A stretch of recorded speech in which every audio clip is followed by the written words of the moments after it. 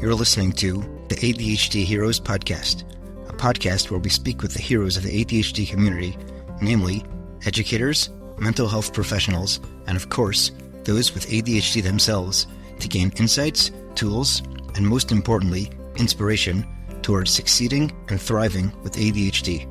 I'm your host, Rabbi Shmuel Reich, a high school Rebbe and an ADHD coach in private practice. Welcome to the show. Hi there. On this week's episode, I spoke with an anonymous 22-year-old guest using the name Aharon.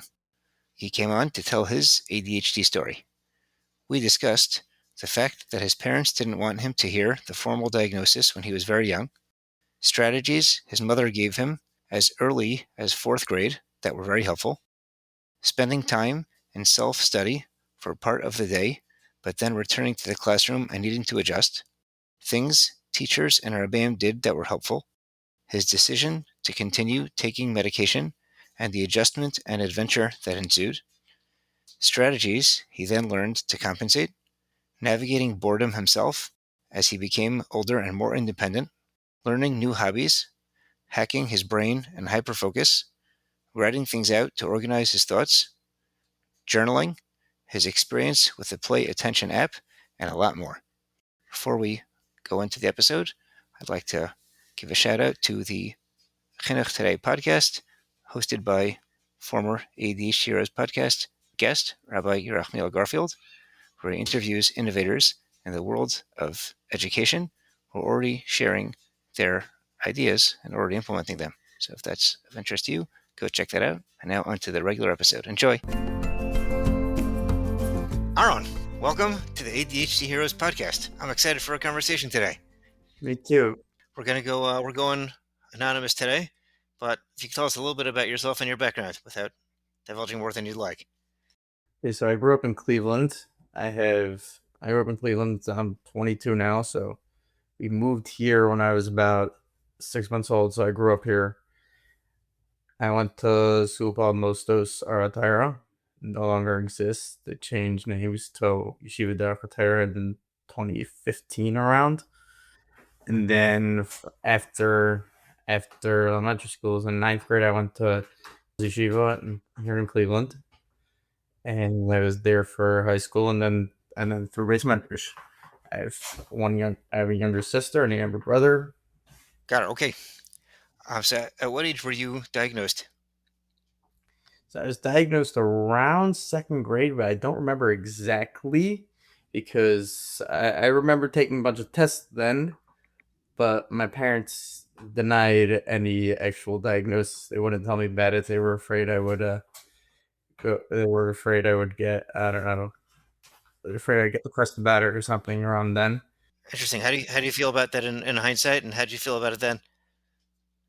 So back then, like I wanted to know. I heard the term being thrown around then a lot, so I wanted to know. I heard myself being called ADHD and things like that, and I wanted to know, like, do I have it or not? But in hindsight, I have no idea if it would have been better for me to know then or not. I had no idea. Got it. Do you remember what precipitated the diagnosis? What was going on then? I do remember I was on the wilder side of the class by far. I remember in 2nd grade, in 2nd grade, I would be screaming in class randomly. I was easily the most misbehaved kid in class by far. In 2nd grade, Narvi used to just let me. I have a very. I was very bored in class. I didn't have a hard time understanding the material, so he would just let me leave the class just because he had to teach everybody. Oh, interesting. What do you say in hindsight to that? That was a very smart move. Awesome. Okay, great. When you realized something was going on, what was your reaction? I realized something was going on when I realized I had ADHD. Yeah. Again, I heard the term being thrown around. I assumed I had it, but then my parents denied it. So, all right, got it. Once you either did or didn't have a diagnosis, whatever we want to call it, what got put into place then as strategies? So well, around then I started taking medications. I started taking Concerta, and I started leaving class sometimes. I would get pulled out of class, and I don't know what strategies we did back then. I don't remember, but Pulled out of class that's to do what? pulled out of class to talk with people or whatever. There was a Title One teacher. I don't know, it wasn't Title One. It was same kind of thing, but same. Well, they were pulling out of class, but it wasn't exactly for tutoring. It was more for just enrichment, just because I don't. Just 'cause they didn't know what to do. The school back then was a very small school. They didn't really. I was probably the wildest kid they ever had in that school up to that point, or one of the wildest. So there was a therapist to talk to. Right. How'd that work for you? Did you feel like it was helpful? So I don't really remember. I used to just talk to her. It wasn't really like she gave me once a fidget to play with. It's like a piece of Velcro to just play with at the bottom under my desk or whatever. I think it was just like little things, but it didn't really help. It was just another thing to play with. Were there other skills, tools that came up over the course of elementary school before you like hit your teenage years? Well, so in fourth grade, my mother came up with this idea of just of breaking apart the day into she if I recall correctly, she broke it up into four times of the day, and I would get graded for both behavior and participation every single day, and that helped a lot because from that I learned that one, you could, if you break things up, it makes it much easier, and two, just because the beginning of the day didn't go so well doesn't mean the end of the day can't go well. Just because yesterday wasn't good, today's a new day, Oh, that's and great. that really changed my mindset about life in general from there. Oh, cool. Tell me more. Where else did you apply that? Everywhere, everything from cleaning my room to writing stuff down, I learned to, or even or even learning. I learned to just like from that. I learned to take a little bit at a time, and also that just because I didn't do something till now doesn't mean I can't start now. I learned that even now, like at the end of his man, even like the last 2 weeks of this man, even if this man wasn't the best man from there, or like the last 2 weeks of this man better than the rest of this man, even though you're already burnt out on it. Right. Whoa, amazing. So really a life tool. It really is, yeah. Did things change when you got older, like teenage years? Did the challenges change? Did the needs change? When I was in fourth, fifth, and sixth grade, so I didn't go to secular studies in school at all. I was pulled out halfway through the day. I went home and I did it all online, which, well, first of all, it was way easier because I was going at my own pace. Didn't have to deal with anybody else in the classroom. I wasn't in the class. I was just in the basement, on the computer, and it was actual. There were no classes. There were just assignments, so I had to teach myself and just do it. So it was just whenever I did it, and that was that. Right. How'd I that had work to for you? do it, but I did it. So that was very easy, and like that, there's obviously no behavior issues because you're not in a classroom setting. There's nothing.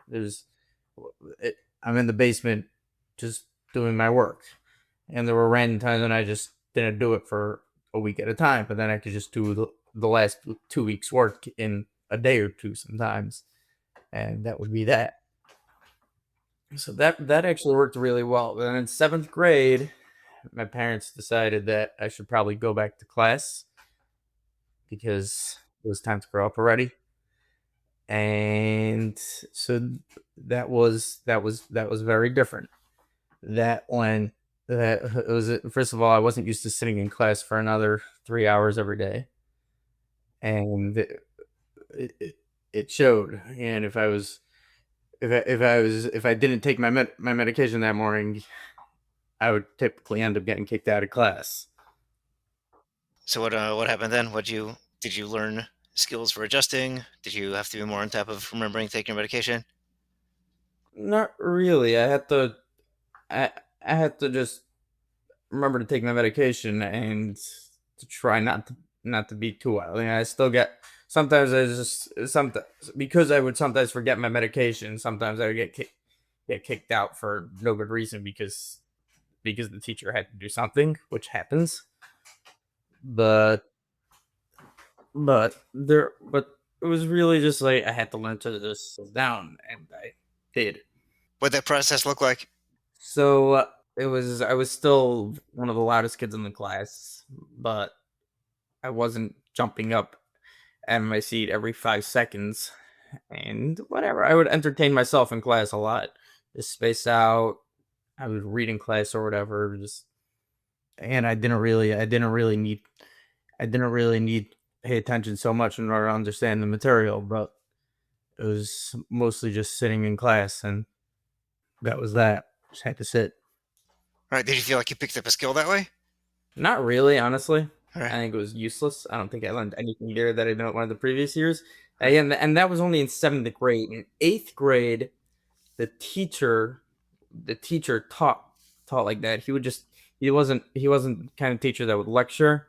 right. He was a much more hands-on type of teacher. He would hand out packets of information and worksheets for those packets of information, and you just had to fill them out.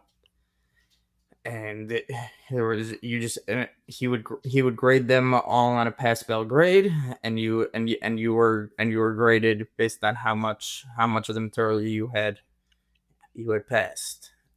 I was that I was used to. I was able to just go through stuff. Right. That sounds great. Did you end up finished before everybody else and then bored, or was that not a problem? So that was the thing. He he had there were a few of us who were there were a few guys who were on the smarter at the top of the class who were just we were able to just run through the material, and he didn't mind people copying stuff either as long as you learned the material, he was fine with it. But so once you were done once you were done the material, he would just give you he would give you jobs around the school to go help out other teachers and things, help out in the office or whatever, or you could just go help out other kids in the class. So that really worked for me. Right. That's great. Which of those did you opt for, or maybe all of them? I usually ended up helping other kids in the class. It was just the easiest, and also it was the least monotonous. There's always this kid's doing this and this kid's doing that, and it was just like switch projects in the middle. So it was easy. So I did that. Or all he cared, you could go shoot people. So Nice. Okay, that's great. Are there any other things that rabbeim or teachers did that come to mind that were especially wise or helpful or effective for you? there was one person. There was my sixth grade Rebbe, Rebbe Newman. He's not a Rebbe anymore. He's known as a very good mechanic. He became a Menal and in the other school in town. But he would set down his rules very well. He would set down his rules very well, very simply, and he really got me well. And he told me like, if it bored in class, I just go learn something else by myself. I learned I taught myself how to learn machines by myself. Then in sixth grade, Nice. I taught myself a few minutes after the marks in the middle of class. That's the one thing that really comes to mind. He told me to just entertain myself productive. Right. Well, that's wise. You mentioned in our pregame that you're no longer on medication. What was the motivation for that? What was that process like?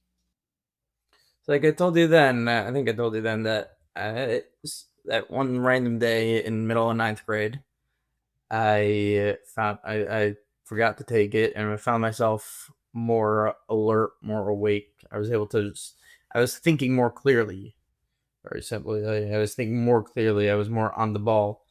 I was just I was able to like actually look at a problem and look at something and just approach a problem or approach a line of Gemara and see like what it said, and just think about it. And Well, it worked well for me that day, but my rebbe that year did not very that my rebbe that year did not appreciate it very much, and so I didn't take my medication again the next day because I enjoyed being off medication. It Right. was much more.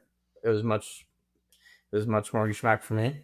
Right. Again, even before that, for years, the medication always made me feel a little down, a little depressed, or whatever. There was Oh, sorry. one time it was one for I had a my medication got mixed up with somebody else's. I don't remember how that happened, but I think Uh-oh. I think it could be the prescriptions got mixed up, something like that. When the doctor wrote the prescriptions got mixed up. So I was taking somebody else's medication for a week, and it was a little bit of a higher dose. I was going crazy. I was angry, frustrated, whatever. And then eventually they even lowered my dose because Whoa. it was going crazy. That from Right. wasn't such a high dose even then. It was they lowered it from 36 milligrams to 27, but it was making me depressed. So those couple days when I was off of it, I felt much happier. I felt much better about myself. I felt much better in general. So, but Right. after those couple days, apparently I was acting a little rowdy those couple days, and I Right. already called me over and asked me if I was taking medications, and I told him Right. no because I wasn't, and I told him that I didn't like it. He told me that I have to keep taking it because it wasn't because he didn't think it was working so well. And then last so what happened then was that I kept taking it for the next 5 months or whatever it was. But then that summer, my mother got a job in camp, and when I ran out of, I used to get the prescription that my doctor used to prescribe for 3 months at a time, and I ran out of prescriptions. I needed to get more medications. Right. But what happened was, I called my mother. My mother was in camp. She couldn't take me to the doctor to get more, and I couldn't get more without an actual doctor's visit. So I just didn't get for the next. I never got a prescription, and I just didn't take medications for the last 2 weeks. Is the Then summer after I the started? last few days of so this is the end of summers, man. Because Oh, we got went it. all the Summer's way mine. Got till it. Okay. we went all the way till almost the time was my mother Right. was working at a girls' camp. If they started 5 weeks before the girls' school ended 5 weeks before, Got it. Okay. so I was stuck.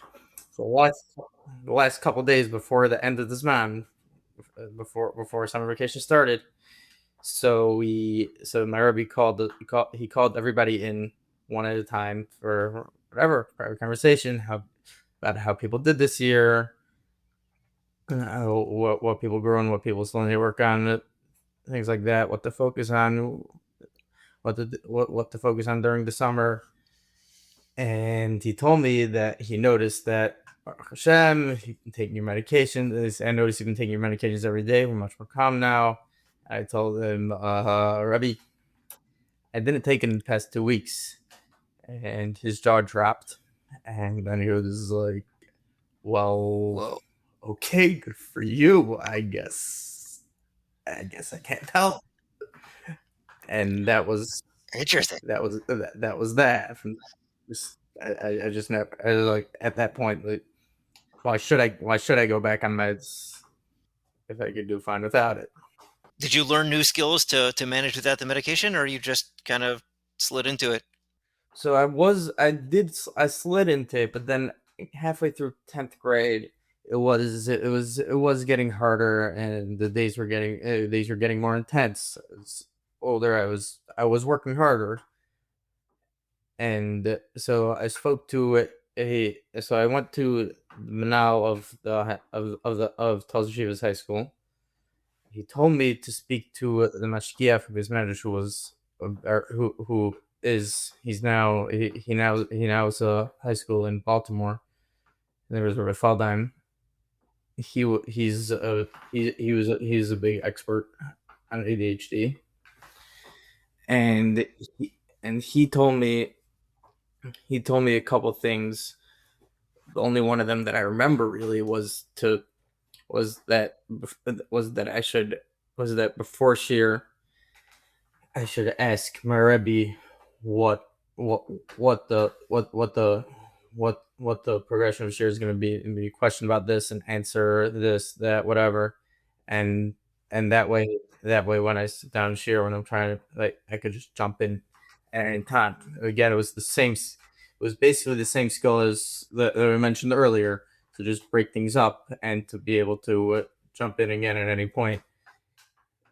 Just it was more just strategy of how to do it in a classroom setting, and that really that helped for that year. But then the next year I was going crazy because I wasn't used to managing myself when I'm bored. Had more time that year because there was less. The responsibilities were changing, so between 10th grade and 11th grade. So I had more time that year. I just wasn't used to being bored as much. I was going a little crazy from that. Eventually, I learned to just how to manage that, how to manage being bored, even just finding work to just find, well, one, just find something to do or something, or just how to just sit and wait for, and just understand. Eventually I understood that time goes by, and just because I'm bored now doesn't mean I will be bored in 5 minutes from now, and just because now is now doesn't mean that 5 minutes from now is not going to happen. So eventually I learned to just, I had to wait for stuff and have to be bored. Interesting. That must not have been easy. No, it wasn't easy, but it was just something that I had to just get used to. All right, good for you. When in finding things to do, were there new skills you picked up, or new hobbies you picked up, or anything like that? So there was, though, during coronavirus back in 2020, so I was in 10th grade. Right. So then I started doing woodworking. It was it was it was in the summer, right? So it was in the summer, and we had the garage is empty, so I cleaned the garage, and I made turned it into a workshop. And from there, like, I started getting into fixing things and doing doing things with my hands, and from there, I just started just finding random things to do, and then whatever. But that was Corona. Everybody was bored then. But it was it was just this. It was just like I started learning to, like, I don't know, to look for a problem to fix, stuff like that, and then wherever you find something that needs to happen, just to do something, and from there, I learned that, okay, just because I have time doesn't mean that there's nothing to do at the time. So I started finding things to do. Right. So it sounds like you tapped in some serious skill and talent in there. Do you think of can you think of other ADHD superpowers that you may or may not have, and you may or may not like that expression. Some people do, some people don't. It's a very interesting expression. I've seen it. I've heard the expression before. It's a very interesting expression. So, but I have an uncle once gave a speech about it, and he was going on for like 10 minutes about hyperfocus, which is sometimes a thing, but personally, I can't find. I don't find that one so much. But what I do find is that because my brain, like, just bounces back and forth between 15 different things fast. So when I'm faced with a question, and when I'm learning this, like, yeah, I have faced a question like, what takes other people 2 days to understand what the basic, what the most basic thing that needs to be figured out in the whole sugya is, that itself could take me just 10 minutes, and to figure out everything that comes after that, not as much, but just to But just to get to the crux of an issue, I was that is something that I'm able to do very, very, very fast. And I also sometimes because I can get distracted from because I get distracted from things a lot. So if there's something major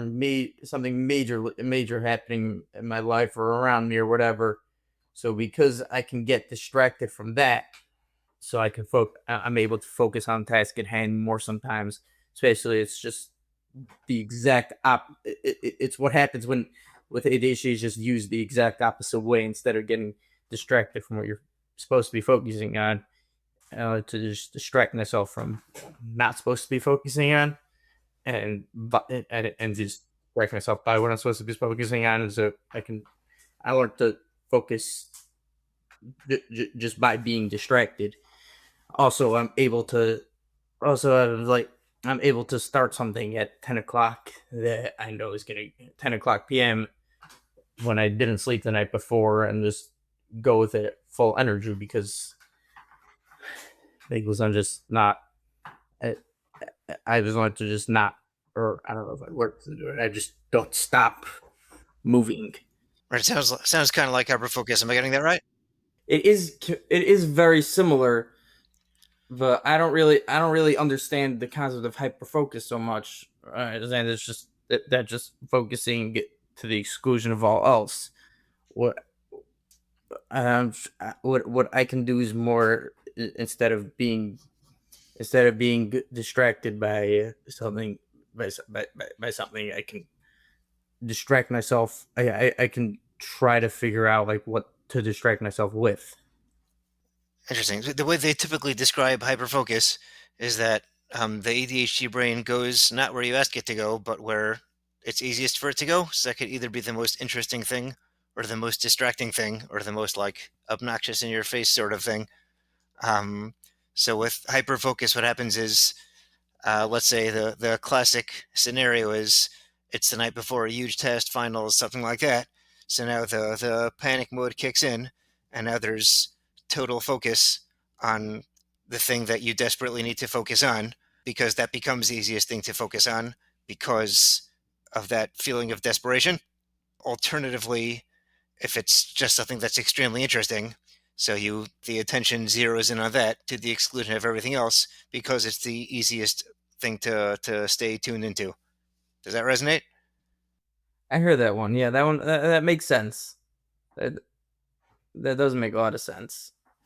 That's the concept. But it sounds like you actively utilize that, which is pretty cool. I guess so. Yeah. Nice. Okay, continuing through high school. What else? Tell me more. So after high school, once I started in Bismedrish, so it was this the whole schedule changed. It's much less. You're already in 12th grade, but more in Bismedrish, it's much less sitting in class, more sitting in Seder, learning by myself. So at some point, like my Rebbe then in first year was Medrash, so he tried convincing me to go back on meds, and so I told him I'll think about it. Okay. And my father blasted him for an hour. It was his first year of teaching, and my father blasted him and told him that he should make sure he and told him a couple horror stories about rabbeim who think they're God's gift to the world. And Oh gosh. yeah, I wasn't part of that conversation. I just know that that conversation took an hour, and he didn't bring up the topic again after that. But he did point out to me that I really wasn't sitting in Seder for the whole time, and I started actually thinking, and I start from that, and I started paying attention to how much time I'm actually learning, and I like to start paying attention to how much time it takes. I also learned from there. I also learned then that around then there was the way the day was broken up was that there were a couple hours in the middle of the day because we started so early and the day, ended so late. So there are a couple hours in the day that you could just take a nap. And I learned from there that if I take a nap, it's got to be at the right time of day. Because Oh, interesting. if I take a nap too late, even if I doze off for 20 minutes at 8 o'clock, I'm not gonna be able to fall asleep till 3 a.m. that night. Oh, got it. So that sounds like it was not a fun lesson to have to learn, but it sounds like once you had it, that was a useful one. I got that right? Yep, that one was a very useful one. Once it took me a little longer to learn it than it should have, but yeah, I also learned it then because I was working with my own brain much more than hearing information thrown at me. I learned at that point around then was when I learned to start like writing out thoughts, and that itself that helped me slow down and think about one part of a problem at a time, and break problems up into one thing instead of just jumping from here to here to here to here and just reading up. I one time read something that said that people with ADHD tend to be more tired sometimes, and it it gave a strategy using it called it a brain dump. Just write down all the tasks you have to do for that day, and it should help. I noticed the same thing if I just have a whole bunch of questions to just write them down and I can answer them one at a time. It helps a lot. It helps me think more properly and more straight. That was that's a work in progress until now. That's amazing. So that you picked those up around first year base medrash, and you've perfected them over the years, Yep. or still working on them now. Amazing. What are other skills that you picked up over the your base medrash years? So again, then I learned to just I learned also that even though I'm breaking things up, once I'm breaking something up into parts and I'm doing part now, or if I have a big task that has to be done or a lot of material that I have to cover, so I learned to just okay, so I'll break it up into this much now, this much now, this much now, this much now. I learned that I can't rely on myself to learn X amount today and the same amount tomorrow, the same amount the next day, the same amount the next day. But I could make sure that so if I do it, if I break it up that I have to do it what I have to do today, so I break it up into a small amount now, and a small amount later, and a small amount after that, and then I do the part that I have to do now, and then I do just a little bit more after that, and then by the next time I sit down, so I have a little less than what I had to do originally. I don't have all that still needs to get done, so I could just so I could finish faster simply by just starting with less than what I could do, make sure that I make that what I have to do is less than what I could do, and doing as much as I could do, and that helps a lot. I also learned then to start actually reviewing things and to write things down, and I also learned that instead of just wasting time on something, just wasting time to fill time with things that with even just small little things that have to get done eventually, just to do things sometimes. And then I also learned one other thing was that I started keeping a diary or a journal just at the end of the day about what I succeeded in that day, what I failed in that day, that I do better than yesterday, what do I need to improve in tomorrow, and that thing of just having my whole day just written down. It is for a couple minutes at night before I go to sleep. Just having it written down just helps me. It helps me fall asleep first of all, and that just and that helps me improve on everything the next day. Also, How does that work? that diary is just write down just write down. So I woke up. Did I wake up on time today or not? How did chakras go? how did first Seder go, things like that. Just did I really give them out today? Could I do better? Just write down just what I did that day. And that's all. I just pay attention to it over. Just pay attention to it. Is the next day or the next day for Seder when I walk the first Seder, like I know that yesterday and the day before and the day before I did this well. I'm always like it's much more of a push to do better every day, and that helps it It sounds like when you have a good streak going, you have that added motivation. Am I getting that right? basically. I also just last year, around a year and a half ago, I started doing play attention, and not just the program. I'm assuming. I've heard of it, but for our listeners, tell me more. So it basically it takes all the skills that people with ADHD don't necessarily tend to have, and it cognitively trains you in those skills to the point that eventually you do it associatively. It trains you in just doing and paying attention to something and things like that.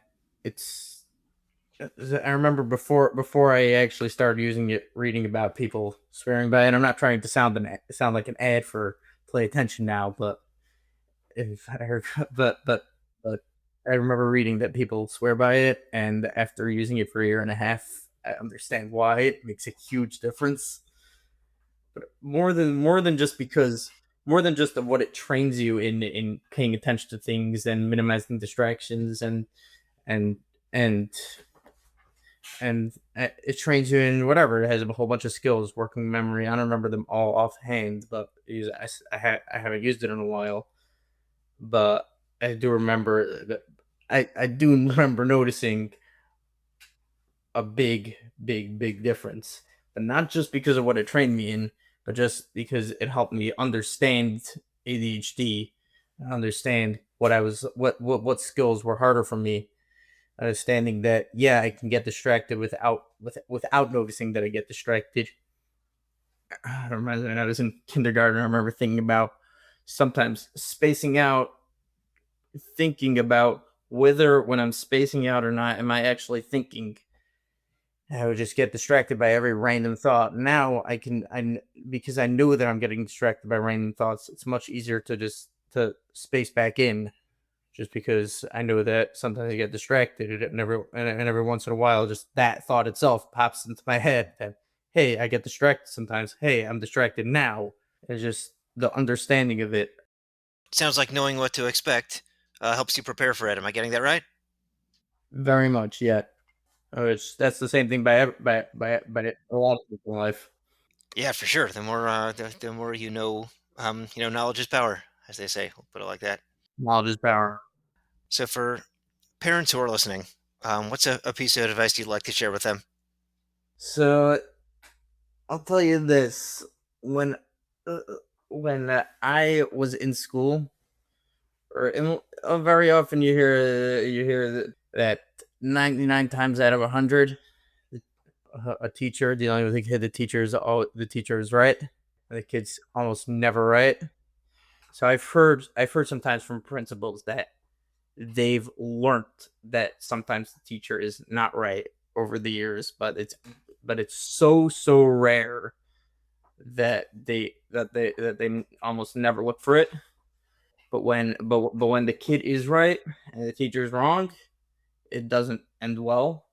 What I've also noticed is that out of those 1,000 times, there's 10 times when the kid is right and the teacher is wrong.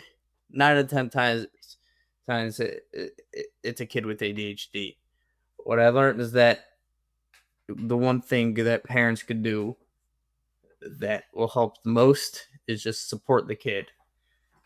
My my mother is the only reason I'm still sane. My mother supported me very well. I also learned that I don't know about everybody, but for me, simply understanding why I can't do something. Like I mentioned earlier, that my 6 year Rebbe used to, my 6 year Rebbe had set rules, and that made a huge difference to me. Just to understand that the rules are there and why they're there. His rules were very good, very simple rules, and just to understand the rules that are there and why those rules are there. It makes everything a lot clearer. It makes it much easier to pay attention to rules. I've had teachers that yeah, they said the rule was behave.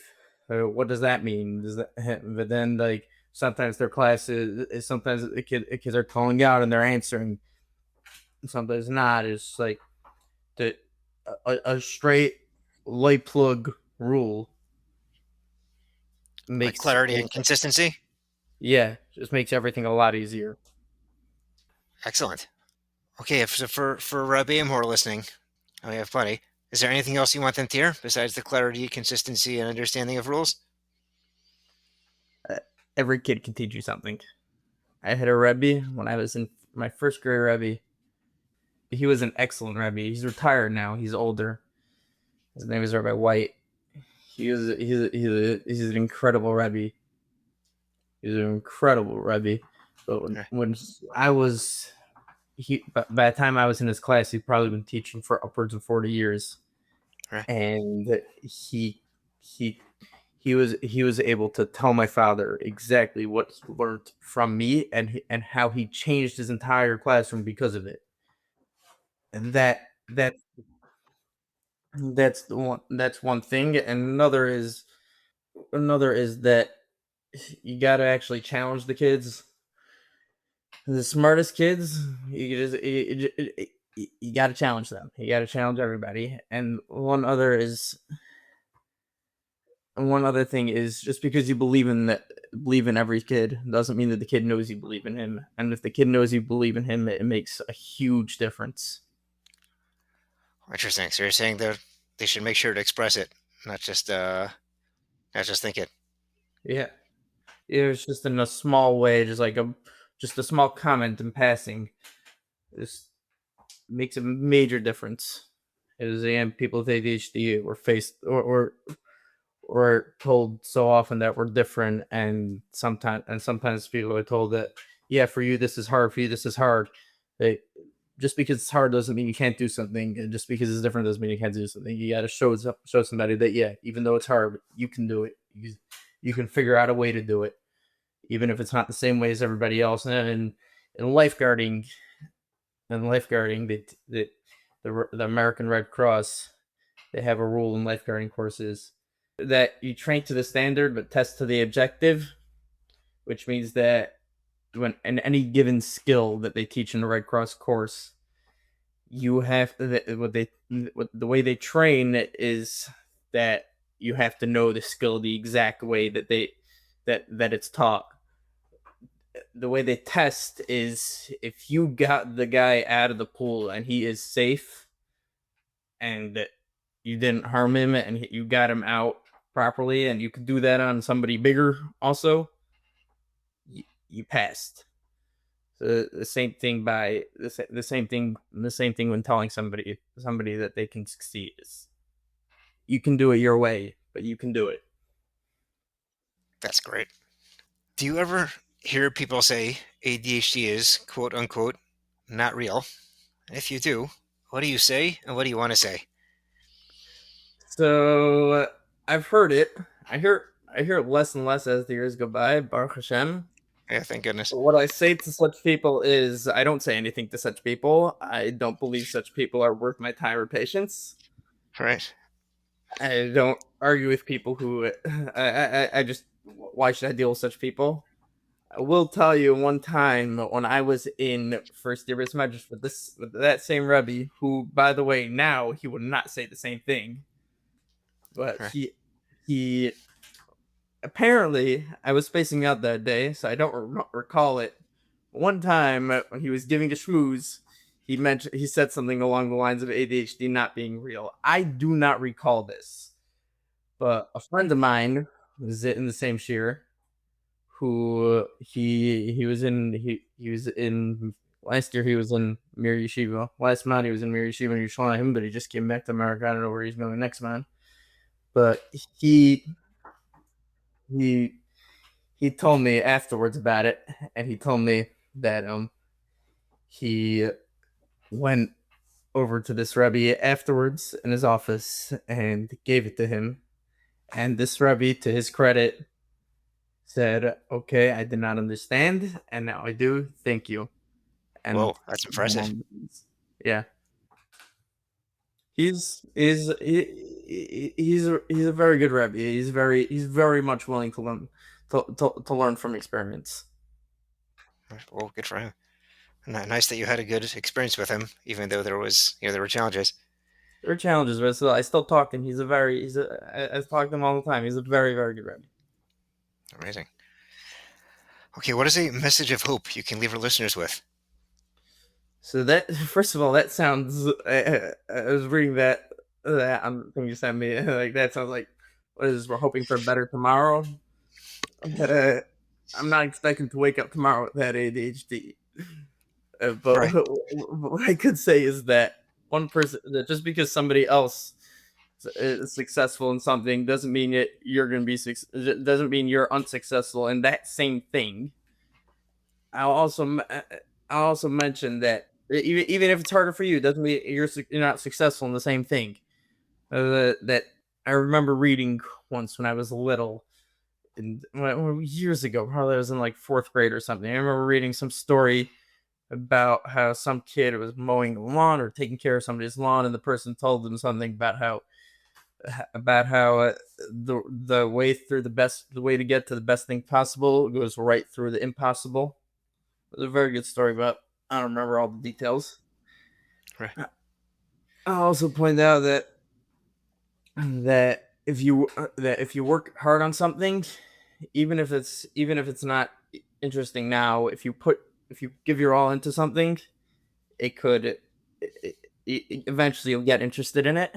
I'll also Right. point out Donald the Schmeitzer in Ice Vav, I think it is.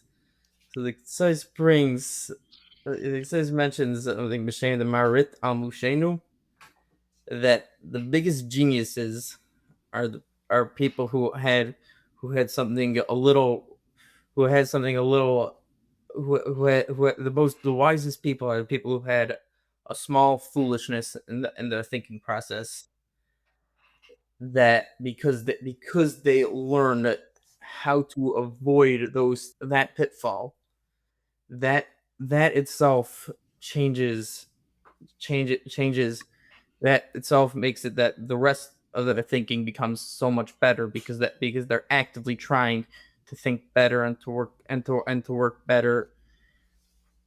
And he says that's what it is with he says that's how it is with the greatest geniuses. That thing that you learn to avoid, that biggest challenge, helps and becomes your biggest success. It's like in math where you check your subtraction by adding it back together.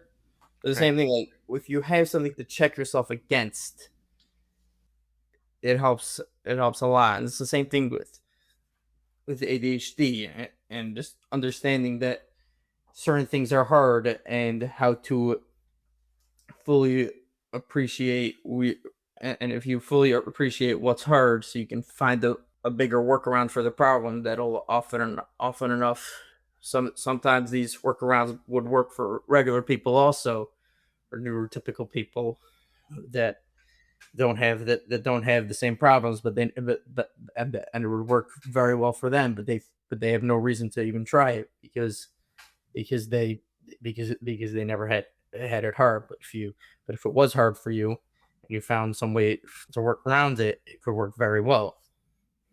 Interesting. It sounds like you get this impetus to pay attention to your own thought process, and that makes you actively improve it. I'm getting that right? Yep. Amazing. Okay. Is there anything else you wanted to mention today? The only thing that's going to make somebody succeed is if somebody actually tries to succeed and forces themselves to succeed. Nothing else. Nothing else is going to help you succeed in life other than your own blood, guts, and gore. Amazing. Okay. Sounds like you've done a lot of good stuff with that, and wishing and hoping to hear more good stuff. So thanks so much for joining us today. It's been a great story, and thank you, Aaron. All right. Thank you so much. Thank you again for listening to this episode of the ADHD Heroes podcast. For questions about the podcast, you can email us at adhdheroespodcast@gmail.com. Also, for sponsorships or to share your story, your ADHD story, you can also email us at the same place, adhdheroespodcast@gmail.com. To be in touch with me about ADHD coaching, writing, or speaking engagements, you can email me at rsreichadhdcoach@gmail.com. Be sure to check out my website, rsreich.com, adhdcoach.com. You can follow me on LinkedIn, or you can check out my blog on nefesh.org. Check out my blog there under my name. Important disclaimer: podcasts are great, but they do not take the place of mental health help or medical help. So if you need help with mental health or need a doctor, be sure to be in contact with some of them. Please, if you like this show, please rate, review, and share with a friend. That's how these things get out there. Thank you again for listening, and thank you to our producers at Pretty Easy Podcasts.